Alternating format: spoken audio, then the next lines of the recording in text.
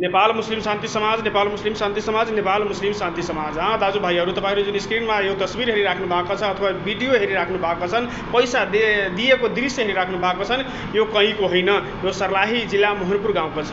केही दिन अगाडि जमशेद भाइ मलेसियामा कार्यरत हुनुहुन्थ्यो। उहाँको निधन भयो र उहाँको घर परिवारको अवस्था एकदमै नाजुक छ। दुईटा छोरा दुईटा छोरी छन् र नेपाल मुस्लिम शान्ति समाजका युवाहरूले निर्णय गर्यो कि उहाँलाई हामी सहयोग गरौँ। तपाईँ हेर्न सक्नुहुन्छ, कपडा, चामल, तेल, साबुन वगैरह जति पनि हुन्छ खाद्य सामग्रीमा भरपूर सहयोग गरेका छन् र साथै साथ उहाँको जेठी छोरीको बिहेको लागि पैसा समेत उहाँलाई दिनुभएको छन्। र म धन्यवाद दिन चाहन्छु त्यो सम्पूर्ण हाम्रा देश तथा विदेशमा बस्नुहुने हाम्रा दाजुभाइहरूसँग जुन यो कार्य गर्नुभयो, काबिले तारिफ छन्। र हाम्रा सम्पूर्ण जति पनि दाजुभाइहरू नेपाल मुस्लिम शान्ति समाजको उहाँ उपस्थित भइदिनुभयो, त्यहाँ जानुभयो, त्यो सबैमा हामी आभारी छौँ। र यसरी इन्सान र मानवताको धर्मलाई हामी अगाडि बढाएर तपाईँ हेर्न सक्नुहुन्छ एकदमै दृश्य, सबै एकदमै राम्रो समाजसेवी कार्य गरिराख्नु भएको छन्। अल्लाहसँग दुआ र हामी सबैले दुआ गर्नुपर्ने कि जति पनि दाजुभाइहरू यस्ता यस्ता खालको काम गर्नुहुन्छन्, गरिब सहाय विपन्न परिवारलाई सहयोग पुर्याउने कार्य गर्दछन्, तिनीहरूलाई अल्लाह तबारक व तआला सबैले जति योगदान गर्छ त्योभन्दा हजारौँ गुणा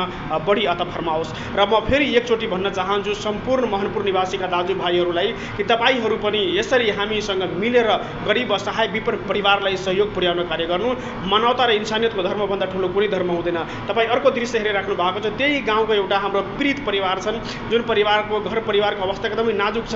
आज नेपाल मुस्लिम शान्ति समाजको तर्फबाट तपाईँ हेर्न सक्नुहुन्छ, उहाँ आफ्नो जे पनि छन् बिरामी उहाँ देखाइराख्नु भएको छन्, उहाँलाई पनि 5,000 रुपैयाँ त्यति बेला नै सहयोग पुर्याएका छन्। र म धन्यवाद दिन चाहन्छु र आगामी दिनमा पनि हामी यसरी अगाडि बढेर चढेर गरिब असहाय विपन्न परिवारलाई खोजी हामी तिनीहरूलाई सहयोग पुर्याउनेछौँ र तपाईँहरूको साथ सहयोग भेटिरहोस्। हामी यसरी निरन्तर तरिका